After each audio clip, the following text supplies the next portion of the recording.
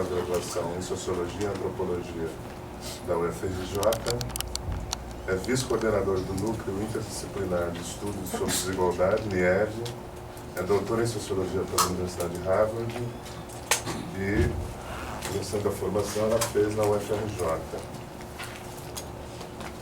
E tem pesquisado há algum tempo desigualdade social, relações raciais comparadas, sociologia política e sociologia da educação. Eu gosto de fazer uma propaganda em relação à Graziella, que ela está fora da área de sociologia da educação, mas ela tem um dos principais livros, ao meu juízo, dos últimos anos sobre sociologia da educação, que é a Sociologia da Sociologia da Educação. Tá? Então, Graziella, você pode sentar.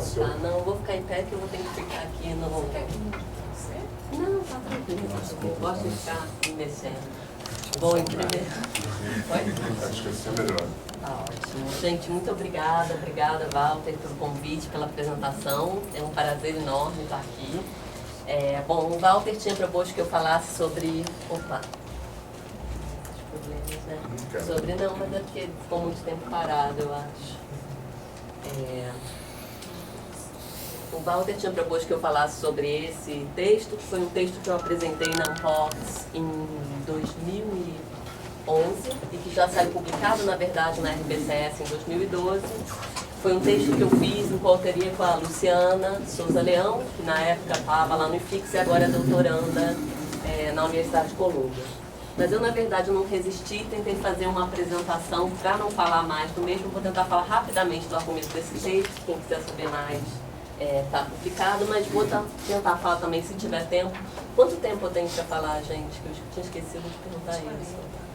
40, tá. Então, se eu tiver tempo, eu vou falar um pouco sobre uma pesquisa que já é um desdobramento desse artigo, que é uma pesquisa também sobre mistura racial no Brasil e no México, que foi uma coisa que surgiu como um desdobramento que eu estou desenvolvendo com a Emília Sadivar, que é do ERIP, e da Yussi Santa Bárbara, que é socióloga também. Bom, esse texto Paradoxo da Mistura, o que eu estou chamando de Paradoxo da Mistura? Eu acho que é uma tensão que você encontra na literatura sobre relações raciais brasileiras, principalmente quando você olha como as pessoas falam sobre relações raciais brasileiras fora do Brasil, que é o fato de no Brasil você ter uma forte desigualdade racial em termos socioeconômicos, mas o que eu estou chamando aí de fronteiras socioeconômicas rígidas, mas fronteiras simbólicas fluidas. O que eu estou chamando de fronteiras simbólicas fluidas? É o fato de brasileiros negros e brancos compartilharem, digamos assim, valores culturais de alguma forma. Então, o exemplo que geralmente eu dou sobre isso foi quando eu cheguei nos Estados Unidos para fazer meu doutorado e eu percebi que os meus colegas negros e brancos assistiam a programas completamente diferentes, ouviam tipos de músicas diferentes, tinham maneiras de se vestir diferentes. Isso era uma coisa que no Brasil não é comum, né? Então, de alguma maneira, essa diferença, quando um olhar estrangeiro vem para o Brasil, um observador estrangeiro vem para o Brasil, ele acha isso de alguma maneira um paradoxo. E dentro da literatura, eu acho que o que aconteceu é que houve uma certa divisão na literatura sobre relações raciais brasileiras, de uma parte da literatura olhar essas fronteiras socioeconômicas rígidas, em termos de desigualdades econômicas, desigualdades no emprego, desigualdades em termos de mortalidade, natalidade, e uma outra parte da literatura focar muito mais nas fronteiras simbólicas fluidas, que geram quase uma incompatibilidade quando você tenta colocar essas duas literaturas juntas, tá? Dois pontos centrais que eu acho que tem nesse debate, que não há um consenso, é quem é negro no Brasil, como é que essas literaturas estão definindo quem é negro e quem não é negro no Brasil, e qual é o papel da discriminação na reprodução ou transformação das desigualdades sociais, das desigualdades raciais. Vou falar um pouco mais sobre isso. Então, se a gente pensar a questão de quem é negro no Brasil, quando você faz um levantamento na literatura, existem várias maneiras de se definir quem é negro no Brasil. Aí eu estou usando os resultados do PERLA, que é uma outra pesquisa que eu vou falar em maior detalhe, que é uma pesquisa desenvolvida pela Universidade de Princeton, pelo Edward Telles. Mas a gente tentou, encontrar na literatura diferentes maneiras como era definido quem é negro e quem não é no Brasil. Então, a gente vai desde de definições muito amplas, que são raras no Brasil, mas que você encontra estudos internacionais que se baseiam nisso, quer dizer que qualquer um que é filho de preto ou pardo no Brasil poderia se dizer negro. Se você olhar uma definição ampla como essa, você vai chegar aqui no Brasil e você pode ter até 62%, 63, 4% da população que poderia se definir como negro. Por outro lado, se você tiver uma definição muito estreita de negritude, simplesmente considerar negro quem se denomina negro a partir da sua autodefinição, ou seja, se você pergunta abertamente para a pessoa qual é a sua cor ou raça e as pessoas se afirmam como negro, você vai chegar a mais ou menos 6% no Perla. Se vocês olharem os dados do Datafolha, isso chega hoje em dia já a 9%, 10%, algumas pesquisas chegam até a 11%. Mas de alguma maneira você tem aí uma divergência enorme de, dependendo de como você operacionaliza e quem você está chamando de negro no Brasil, você vai de 11% a 60%. Então isso é uma coisa que eu acho que na literatura, muitas vezes, alguns resultados diversos se dão por uma boa indefinição com relação a isso. Por outro lado, existe essa questão da discriminação. Uma coisa que eu sempre falo quando eu vou apresentar para fora, que para vocês não é novidade, é que no Brasil existe um consenso hoje em dia, que é mostrado em quase todos os surveys nacionais, de que existe desigualdade racial. Se você perguntar para as pessoas, os negros em geral são mais pobres no Brasil? Quase todo mundo vai dizer sim, são. Existe desigualdade. Os negros são mais pobres e os brancos tendem a ser mais ricos. Hoje em dia, eu acho que o debate é muito mais qual é o papel da discriminação nessas desigualdades. Os negros são mais pobres porque eles são discriminados, ou os negros são mais pobres porque eles tiveram uma herança histórica da escravidão, porque eles têm educação inferior, de qualidade inferior, etc. E tal. E, além disso, você tem duas maneiras de medir discriminação. Tá? E aí, dependendo disso, você também vai chegar a conclusões diferentes.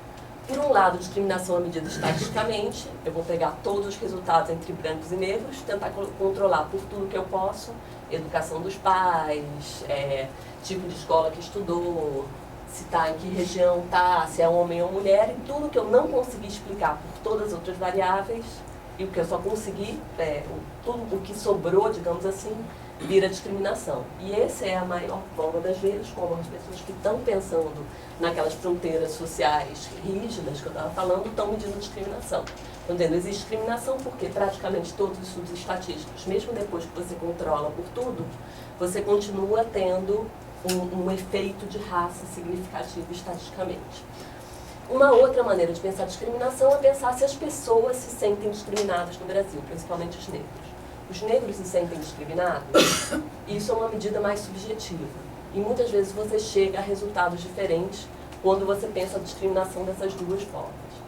Para quem tiver interesse nesse debate, tem um texto que eu acho muito bom, da Viva Pager, que foi publicado na Tempo Social há um tempo atrás, que é como medir discriminação, que ela defende até uma coisa mais polêmica, que é uma medida mais experimental de discriminação, mas que ela faz uma discussão muito séria, digamos assim, sistemática das vantagens e desvantagens desses dois tipos de medida. Por que isso me interessa? Porque eu acho que aí, dentro dessas duas discussões, quem é negro e a medida de discriminação, o papel dos pardos acaba sendo fundamental. Por quê? Porque se você incluir os pardos como negros, você tem, em geral, a maioria da população brasileira, ou pelo menos metade da população brasileira sendo negra. Se você pensar os pardos dentro da discriminação medida estatisticamente como resíduo, digamos assim, pardos e pretos estão muito próximos.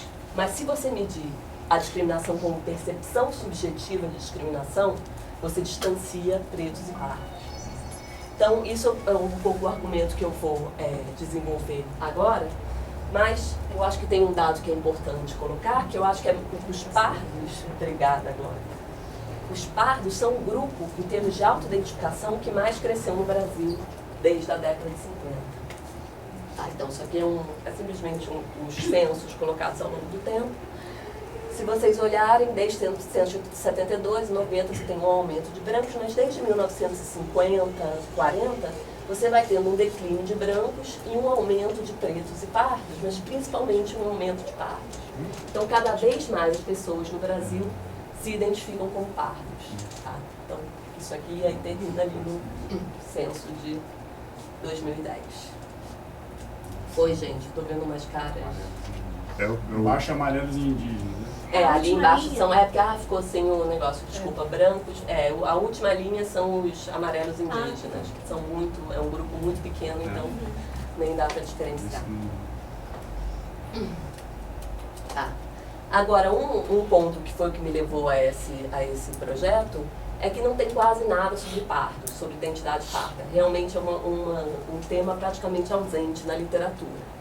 E, em geral, esses pardos, eles são, por um lado, idealizados como a essência da mistura nacional, como quase os morenos, que são, na verdade, eles provam que somos todos misturados, ou, por outro lado, definidos como simplesmente alienados, pessoas que ainda não chegaram a uma consciência negra. Isso que me gerou um certo incômodo. O que eu pretendo fazer nessa apresentação que eu fiz no artigo publicado? A partir de surveys, entrevistas em profundidade, tentar ir mais a fundo sobre o que significa para essas pessoas que se identificam como pardas. Serem pardas, o que significa essa identidade parda? E se essa identidade parda pode se reconciliar ou não com uma identidade negra. Como é que essas duas coisas andam juntas ou não. Tá? Então, o resto dessa apresentação eu vou basicamente falar sobre como os pardos aparecem na literatura, pouca literatura que existe sobre isso, como eles aparecem em surveys, quando você separa pardos e pretos em termos de surveys de opinião, principalmente, e como os pardos falam sobre a sua própria identidade a partir de entrevistas em profundidade. Tá?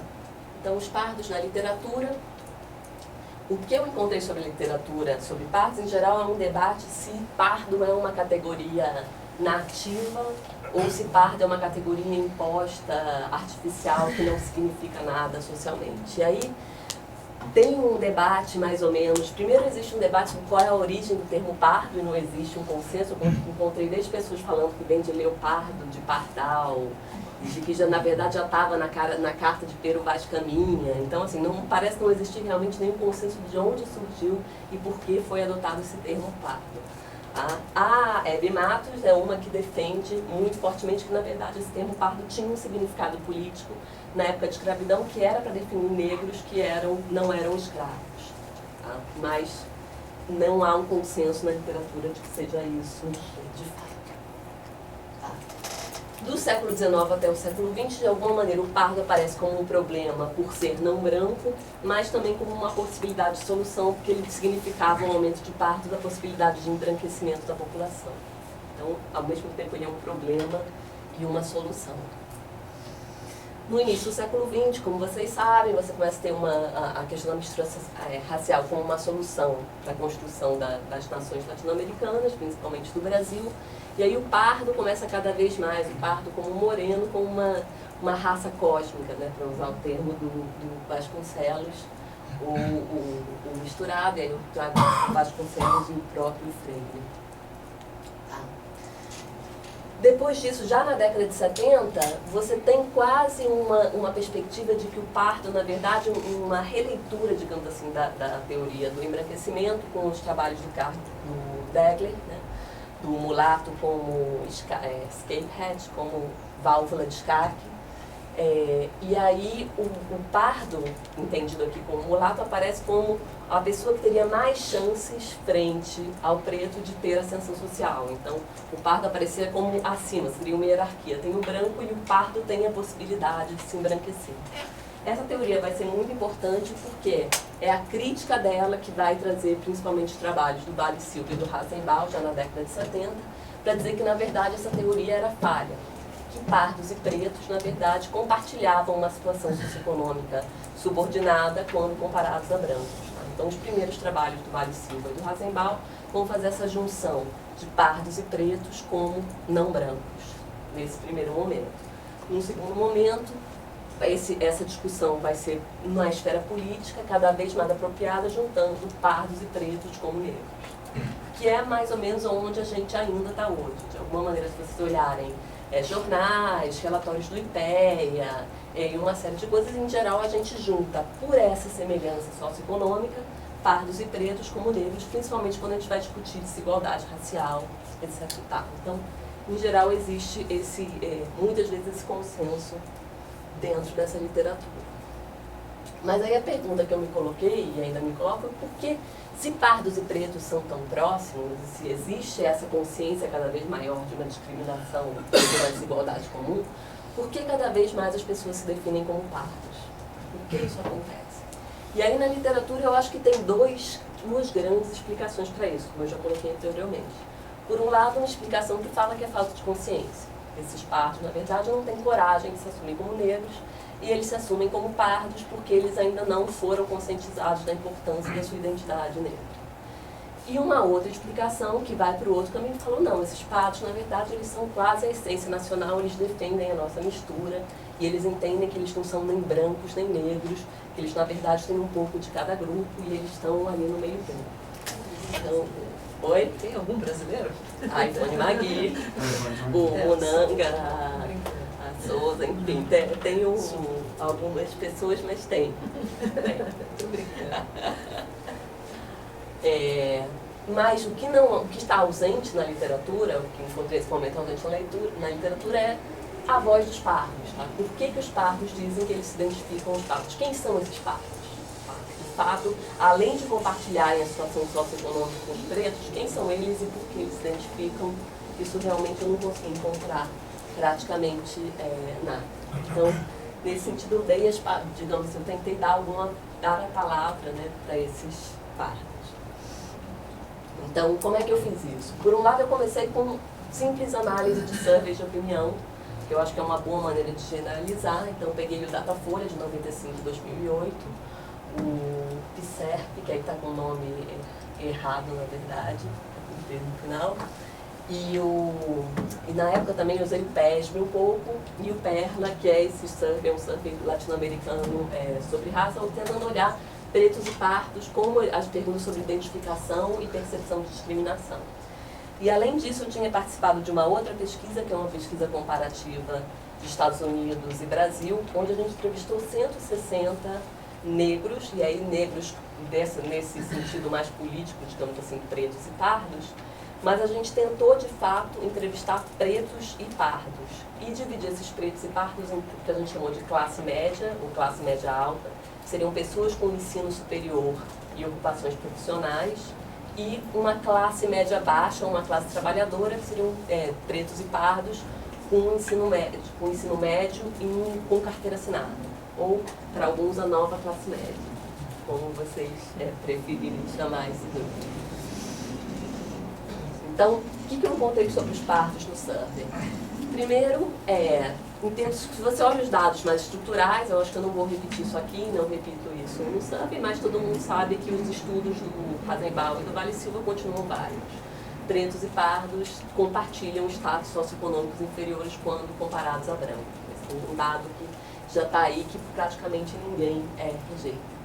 Quando você pensa em termos de percepção, a outra medida de discriminação, o que você tem, se você pergunta de maneira geral, a população brasileira inteira vai junto na mesma direção. Sim, existe preconceito contra negros no Brasil.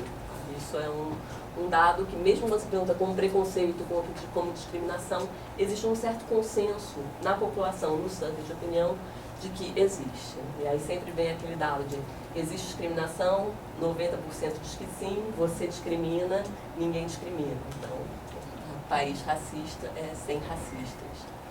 Mas quando você pergunta experiência, você já foi discriminado, que seria de fato a perspectiva mais próxima, aí você começa a ter diferenças mais marcantes. Tá? Aí eu estou perguntando branco, pardos e pretos por nível de ensino. Então o que você vê é que, de fato, brancos tendem a dizer que são menos discriminados por causa da sua cor, mas mesmo assim quase 10% se sentem discriminados por causa da sua cor. Pardos são o dobro, tá? Em geral, sem grandes diferenças entre os níveis de ensino, mas estão muito distantes dos pretos. Então, de fato, em termos de percepção, se a gente pensar discriminação como uma medida subjetiva, em termos de eu percebo discriminação, os pretos são, de fato, quem se percebem mais discriminados, substancialmente mais do que os pardos.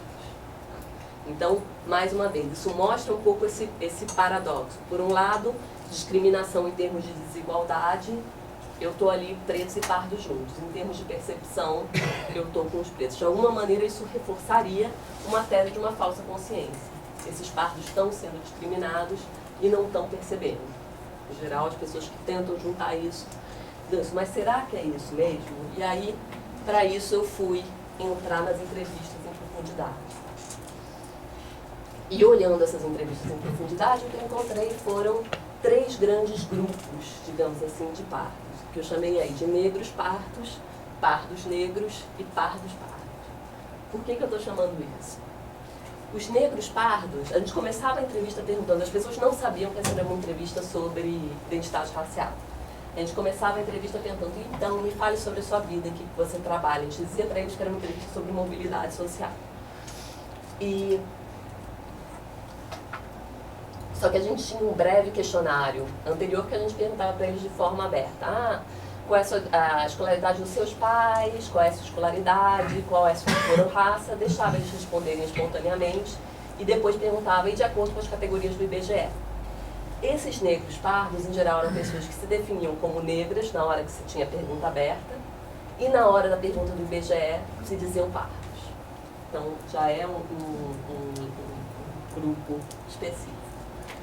Na hora que essas pessoas de alguma maneira vão justificar, e aí nesses casos a gente pedia para eles justificarem por que eles mudaram essa questão da questão aberta como negros e a fechada como pardos, porque eles diziam o seguinte, negro é minha identidade, tá? Eu tenho consciência que eu sou negro, eu tenho orgulho de ser negro, eu acho que eu sou discriminado, então nesse sentido eu sou negro porque eu sou parte de um grupo maior. Mas eu sou pardo, o pardo aparecia quase como um fato biológico, quase. Não, mas eu sou pardo porque minha cor não é tão escura assim. Então eu não posso me afirmar como preto. O preto seria uma pessoa mais escura. Ou então, eu sou pardo, isso apareceu de uma maneira que me surpreendeu nas entrevistas. Na minha certidão de nascimento, está dizendo que eu sou pardo. Então, dessa maneira objetiva que o IBGE fala, então eu devo ser pardo. Então, havia uma justificativa recorrente, de alguma maneira quase misturando. E algumas pessoas diziam, não, eu sou pardo porque apesar de eu me considerar negro, eu tenho que dizer que minha mãe é preta e meu pai é branco. Então eu sou misturado. Então havia meio essa, quase como uma oposição entre uma identidade escolhida e uma identidade afirmada versus quase uma coisa factual de que eu sou negro, mas de fato, dessa maneira, essa categoria mais objetiva do IBGE, eu sou de fato pardo. Em geral, obviamente, isso não era uma amostra representativa, estou falando aqui de 160 casos, mas isso aconteceu com muito mais frequência na classe média, com essas pessoas com ensino superior, e pessoas que falavam muito de um novo repertório, diziam que tinham se tornado negras ao longo da vida. Então, são pessoas que de alguma forma tinham uma necessidade de afirmar essa identidade e diziam que isso tinha sido uma coisa construída ao longo da trajetória delas. Por outro lado, a gente tinha os pardos negros. O que são os pardos negros? Eram pessoas que falavam que eram pardas, morenas no início. Sabe o que você é moreno? De acordo com o IBGE, pardo. E na hora da entrevista, quando elas começavam a falar de discriminação ou de coisas do tipo, elas se tornavam negras. Quase sem perceber ao longo da entrevista, apesar de elas terem afirmado no início que elas eram pardas, quando elas começam a falar, não, porque nós, os negros, somos muito discriminados, porque eu como negro. Então, de alguma maneira, esse é o tipo de pessoa que no questionário fechado vai aparecer como pardo, mas que na hora que ela começa de fato a falar sobre as experiências dela, é quase como se ela mudasse de grupo e começasse a se ver como negra. Mas essa negritude está muito mais ligada a experiências de discriminação do que de fato algum tipo de identidade, como era no primeiro grupo. Isso aconteceu, eu não coloquei aí, mas ele é mais frequente na classe trabalhadora, apesar de também ter algumas pessoas de classe média em que isso apareceu. Eles se sentem próximos do negro, mas sem existir esse significado claro. Eu trago um pouco o Sansone, que eu acho que está muito na linha do que ele encontrou nas entrevistas com juventude que ele fez. Existe um repertório de discriminação e negritude, mas discriminação e negritude nesse sentido estão juntos, muito mais juntos do que no primeiro, onde ainda existe um repertório cultural para se falar de negritude. E, finalmente, os pardos, que são pessoas que, de alguma maneira, ao longo de toda a entrevista, sistematicamente se definiram como pardos.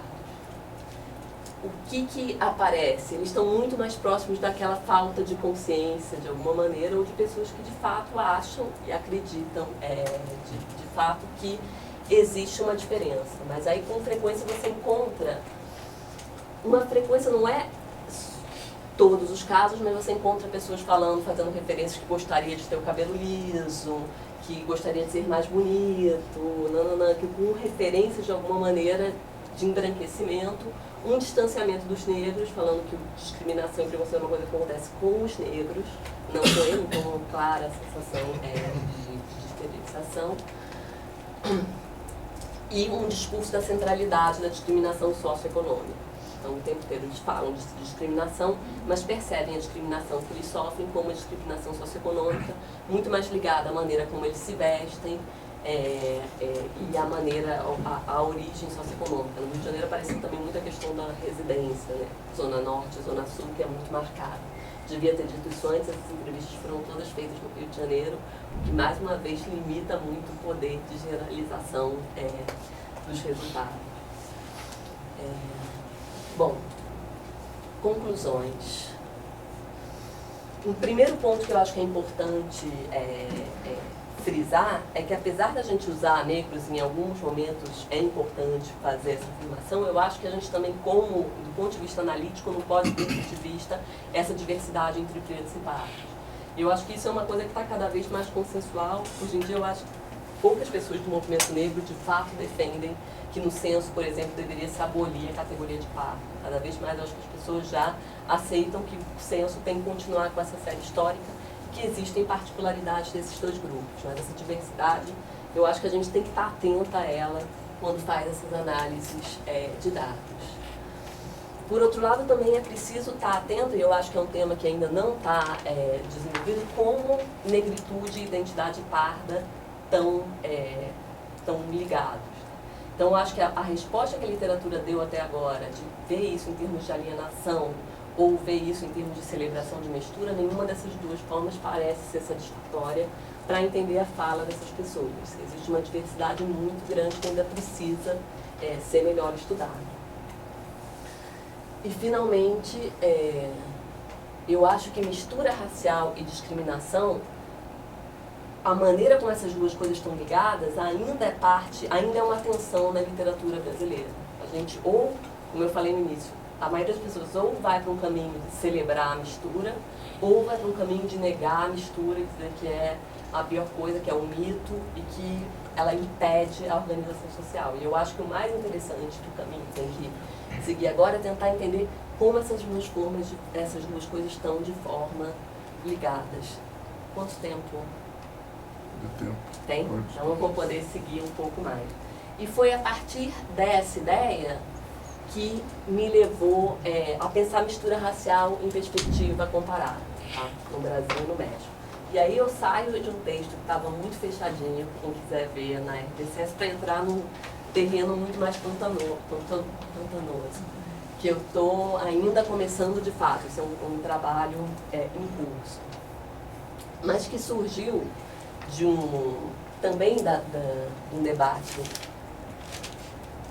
de pensar a maneira como mistura racial é pensada na literatura internacional e ver que é muito tratada como uma excepcionalidade, e até no Brasil. Muitas vezes a gente pensa o Brasil como essa exceção. O Brasil, nós somos diferentes, porque aqui teve a questão da democracia racial. Mas, na verdade, a gente está o tempo inteiro se opondo aos Estados Unidos e à Europa.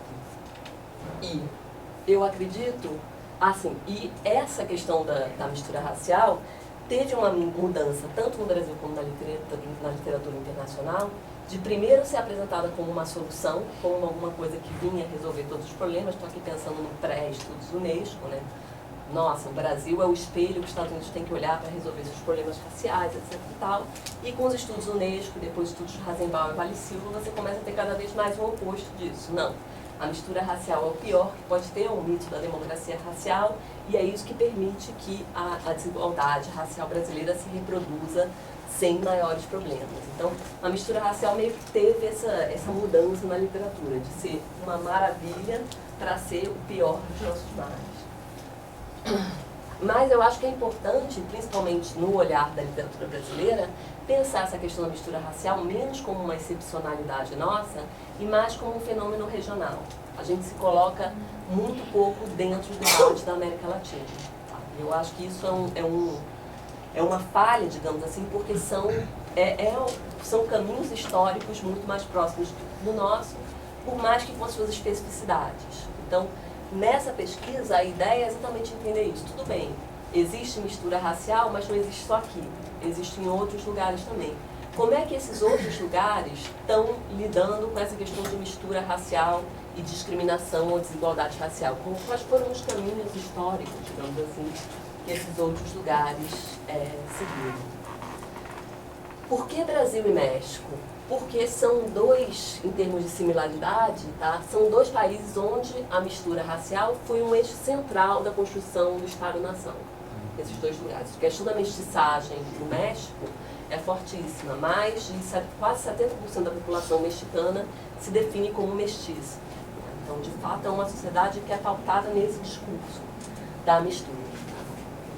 Nos dois países você teve um questionamento muito forte da mistura racial como uma realidade maravilhosa que solucionaria os problemas raciais. Então, assim como no Brasil você tem, a partir da década de 70, esse questionamento do mito da democracia racial, no México você também tem um questionamento da mestiçagem como solução para os problemas de desigualdades étnicas raciais no México. Mas, por outro lado, nos dois países isso ainda é um tema central da identidade nacional. Então, assim como no Brasil a gente viu aquele aumento no número de pessoas que se definem como pardas, no México também a maioria das pessoas se define como mestiça. Então, de fato, existe um questionamento, mas ainda existe uma centralidade dessa discussão nos dois lugares. Nesse artigo que eu estou fazendo com a Êmico, a gente está, na verdade, pensando também, talvez mais centralmente, as diferenças. E a gente está analisando essas diferenças em três níveis. Primeiro, a questão da mistura racial e como o Estado tratou da mistura racial na hora de fazer categorização da população. Por outro lado, a relação de mistura racial com a questão de cor e cultura. E, finalmente, como mistura racial e desigualdade interagem nesses dois lugares.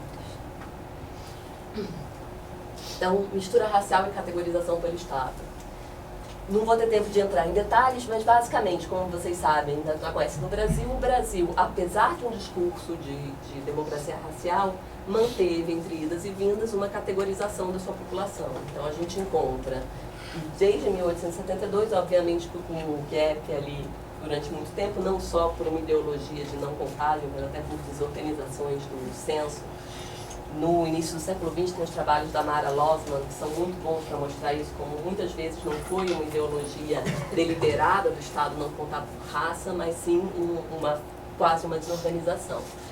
E a retirada da categoria racial na década de 70 e sua volta na década de 80, que é um outro tema que eu acho que é pouquíssimo tratado na literatura. Como foi esse retorno, quais foram os caminhos institucionais que permitiram isso, como se deu, como foi a organização de fato disso. Mas o fato é que no Brasil, durante a maior parte do século XX, tem dados sobre cor/raça. E isso é um dado que praticamente na América Latina só o Brasil tem isso com tanta força. No México, houve uma abolição das categorias raciais em 1920, então o último censo que perguntou para as pessoas se elas eram brancas, indígenas ou mestiças deliberadamente foi em 1920. E aí houve uma adoção, primeiro, de etnicidade, de hábitos, que tipo de comida você comia, que tipo de vestimenta você usava, e depois, a partir de 1940, a língua se tornou o principal marcador em termos de categorização populacional. Se você falava uma língua indígena, você era considerado indígena. Se você não falava uma língua indígena, você era considerado mexicano, e mexicano se igualava a ser mestiço.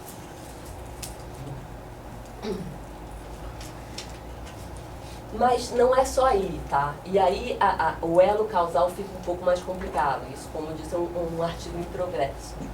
Mas uma das hipóteses que a gente tem é que a questão da categorização brasileira, de alguma maneira, criou uma consistência em torno da cor. porque essa era a maneira que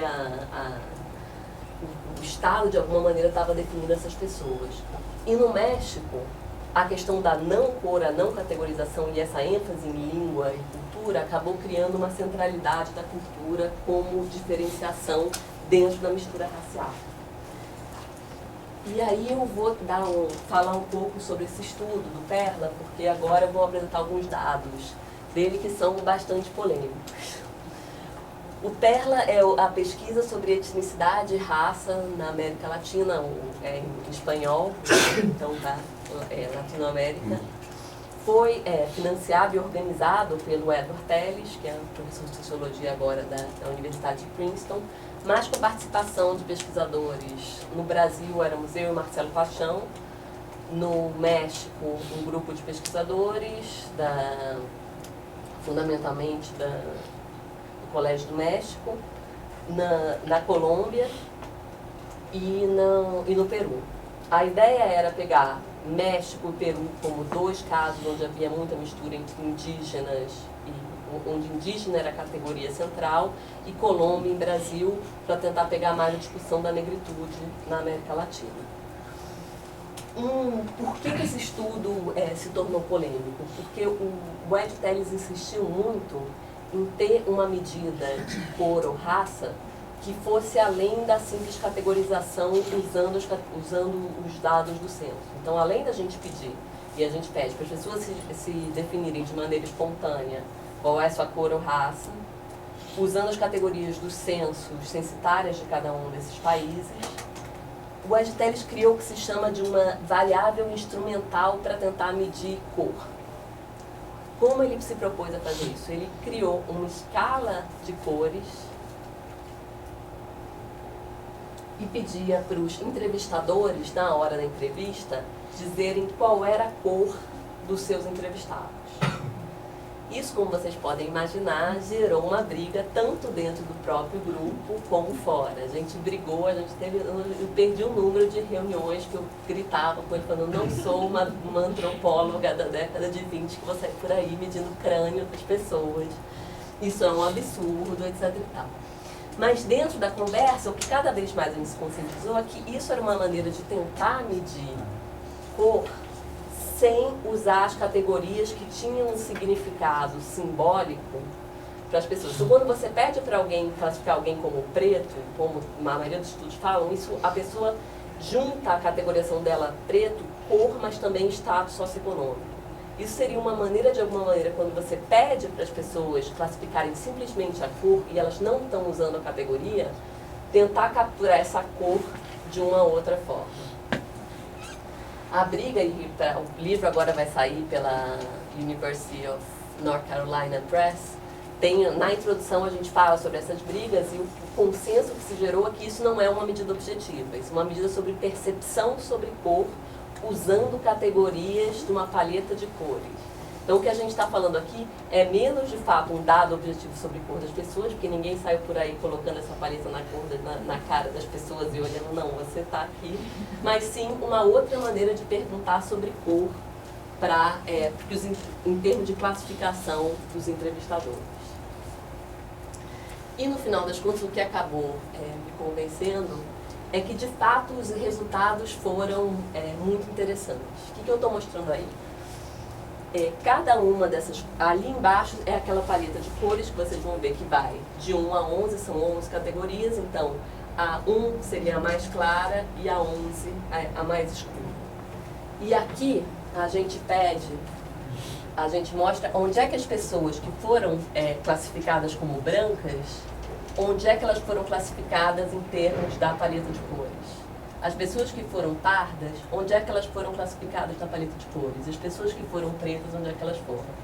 No caso do México, os brancos, os mestiços e os indígenas. Por que isso é interessante? O Brasil é o único caso que apareceu assim entre os 4 países da América Latina, onde você tinha uma consistência entre a paleta de cores e a classificação do IBGE. Nos 3 outros casos, o quadro é muito mais confuso. Então, de fato, o ser mestiço ou o se classificar como branco parece estar muito menos relacionado à cor da pele. Então esse é um primeiro dado. De alguma maneira, a identificação como pardo no Brasil parece de fato estar muito ligada à cor da pele das pessoas, muito mais do que a classificação como mestiço no México. Aí eu peço desculpa que os gráficos estão em inglês, porque eu decidi incluir isso meio de última hora e não tive tempo de traduzir isso. Mas aí a gente está tentando testar aquela outra hipótese sobre diferença. E a gente tinha uma pergunta no Perla que era: você acha que brancos e negros, você acha que pardos e brancos, você acha que pardos e pretos são diferentes na sua cultura, no modo como eles cuidam dos seus filhos e nas suas práticas sexuais?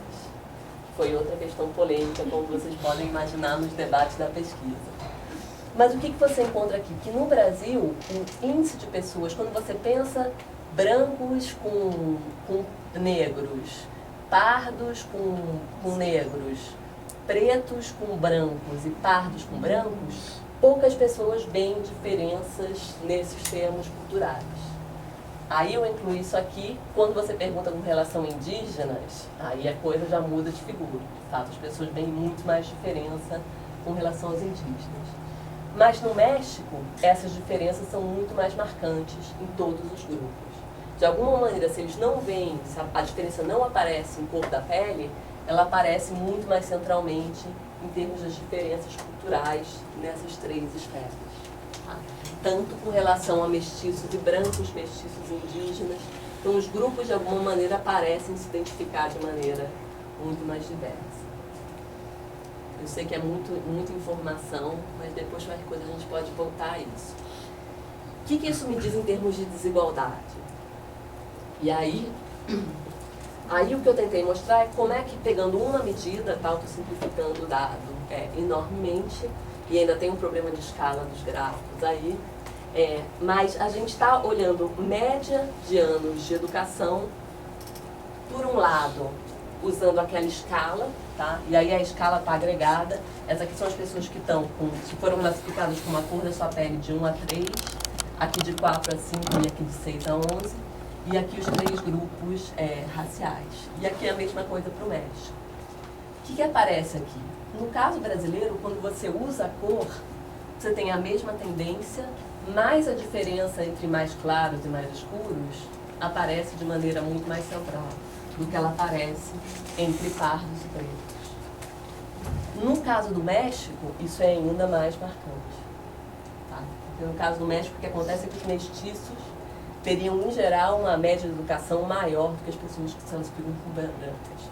E quando você usa a paleta de cores, você tem uma hierarquização muito mais clara.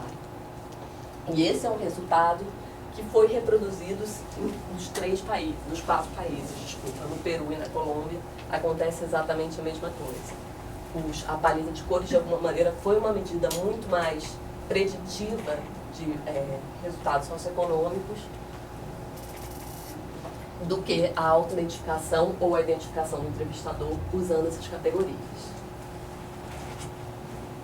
Mas o que eu estou defendendo aqui? Eu não estou defendendo que agora a cor é o mais importante, apesar de algumas pessoas no grupo de pesquisa do Edward Telles estarem com essa hipótese. Mas eu acho que é importante para a gente pensar diferenças, principalmente com relação a Brasil e México, diferença entre o que a gente fala como etnicidade e raça. Tá? Eu acho que o que se mostra, e aí talvez esteja recaindo nos debates, não sei se vocês conhecem o Peter Waite, que é um antropólogo britânico, que ele fala muito das diferenças da América Latina em termos de padrões de países que tiveram uma centralidade da mistura indígena versus a questão da mistura vindo da população africana. E como nesses países com centralidade de população indígena, a etnicidade e a diferença cultural acaba sendo uma categoria muito mais central do que, de fato, a desigualdade ou as hierarquias raciais. Mas isso não significa que nesses países não existem hierarquias raciais. Então esse é um ponto que a minha coautora mexicana tem batido muito até. Ela fala, não adianta todo mundo se definir como mestiço se você vai olhar que ainda existe alguma hierarquia em termos de cor da pele, que é uma hierarquia racial, não é uma hierarquia étnica. Então não adianta você ter políticas multiculturalistas de valorização da cultura, porque você ainda tem uma forma de exclusão que é tradicionalmente racial. Por outro lado, para o debate brasileiro, eu acho que a gente tem que pensar um pouco essa sobreposição entre cor e raça como um excepcionalismo. Talvez esse seja o nosso excepcionalismo, de alguma forma, muito marcante. O que isso significa para a gente? Eu não tenho uma resposta clara sobre isso, mas eu acho que é um dado que é importante para a gente pensar e levar em conta, porque muitas vezes a gente naturaliza isso até quando a gente vai se comparar com outras populações. E finalmente pensar, e aí voltando um pouco ao tema da primeira apresentação, o que são essas categorias, pardos, morenos e negros? E dessas consequências não intencionais dessa categorização. Eu acho que a manutenção da categoria pardo, durante muito tempo foi combatida, na verdade ela foi um ganho, de alguma maneira, para a percepção e para a visibilidade das hierarquias raciais no Brasil. E isso eu acho que fica muito claro quando você convive com outros países da América Latina, como a gente, no nosso subcontinente, está muito mais atento e existe muito mais consenso de que é necessário fazer alguma coisa. Por isso, talvez, as políticas de ações afirmativas aqui tenham entrado com muito mais força e muito menos polêmica do que em outros países. Então, essa categoria do pardo, mais uma vez eu volto a isso, eu acho que ela precisa ser levada em conta mais como uma construção em termos de cor, mas também uma construção política em termos de políticas oficiais e abrir a caixa preta do que isso significa, eu acho que é uma questão que as ciências sociais e as políticas públicas vão ter que encarar de frente. É isso, obrigada. Para quem quiser mais, está aí o site do NIED e meu e-mail.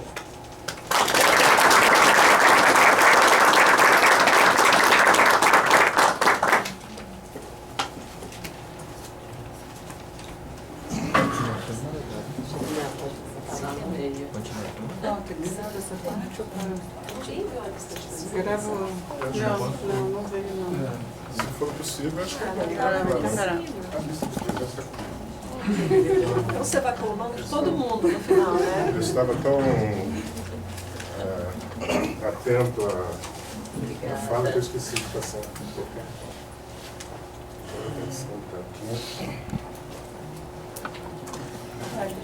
Essa paletinha de cor.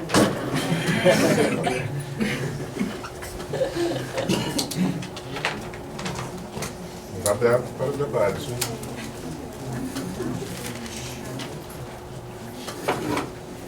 Fernanda, Só vou depois a pedir Jaque. para levantarem, gente, porque eu sou pequenininha, se vocês não levantarem eu não vejo ninguém. Então, você consegue desligar? Professora, Luiz Fernando. eu parabenizar a apresentação, esclarecedora, um ponto que me intriga bastante. Assim. Aí a minha questão é a seguinte, o Brasil, reconhecidamente, por um tempo, teve uma política de embranquecimento da população, né, principalmente depois da República, e ainda que o Brasil não seja reconhecido como um Estado que tenha promovido um racismo institucional, a gente tem essa política que é basicamente uma política racista.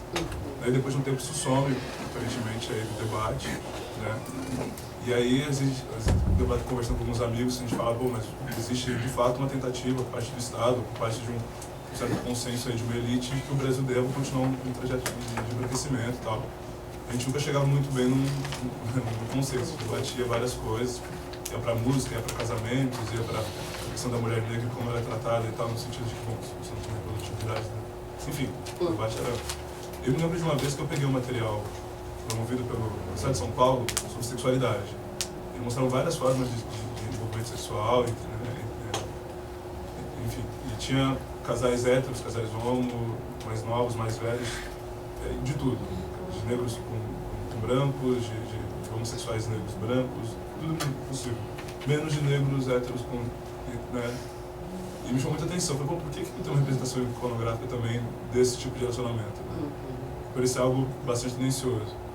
A minha questão é essa, assim, é possível dizer que ainda existe, por parte, hoje, uma certa elite, não vou nem dizer Estado, porque acho que não é só o Estado que define esse tipo de coisa, até porque a gente tem uma forte influência da mídia, de como se representam essas pessoas hoje, mas ainda tem um ideário que tenta promover esse embranquecimento da população nacional, de alguma forma. respondendo uma por uma ou recolhemos várias? Eu acho melhor a gente fazer umas duas ou três. E um papel, gente, só. Acho.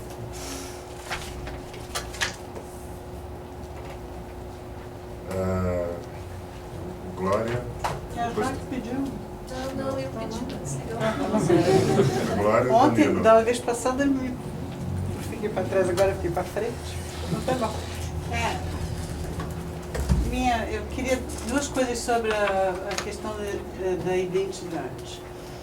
Uma, se você só analisou, ou se você tem informações sobre a identidade na alteridade, como os negros veem os pardos. E outra coisa, nessa classificação identitária que você constituiu, se você observou diferenças geracionais e de gênero na forma de se perceber como pardo e se isso tem alguma interferência nesse fator de explicação dessas percepções. Danilo. Uma pergunta bem pontual, na verdade. Nas entrevistas não estruturadas, ou semi-estruturadas, eu não entendi, são não estruturadas, né? Semi-estruturadas. Semi-estruturadas, com os pares, né? Que você construiu 3 subcategorias, né? Uhum. No momento, enfim, em que se falava sobre ser pardo, né? Esse ser pardo era mais consistente, aparecia com maior consistência, com uma relação com a categoria já consolidada, como categoria de IBGE, por exemplo, me chamou muita atenção quando você mencionou que alguns se identificaram como pardos porque estava na minha carteira de identidade, né? E o que me chamou atenção aqui, por exemplo, no nosso caso, no nosso programa de ações afirmativas, por exemplo, que as pessoas faziam muita referência a essa questão do documento, né? E como no documento do RG especificamente, como mais recentemente, né? Em alguns dos documentos não consta mais, né? As categorias oficiais, as pessoas dizem, não, eu não sei como me classificar pela falta do documento, né? Então, na verdade, a pergunta mais específica se era mais consistente a identificação como pardo com essa relação com a categoria oficial ou se a categoria pardo de fato opera, né, para esses entrevistados como uma categoria corrente, vamos dizer assim. Faz parte do léxico corrente das pessoas, eles recorreram a ela para falar sobre a sua identificação de cor ou raça, né? Ou isso foi mobilizado depois de que, não, de fato é assim que o Estado, né, pode me classificar, então vamos aproximar dessa categoria. Eu vou fazer uma questão, depois eu abro uma segunda... Mas emendo com essa, desculpa.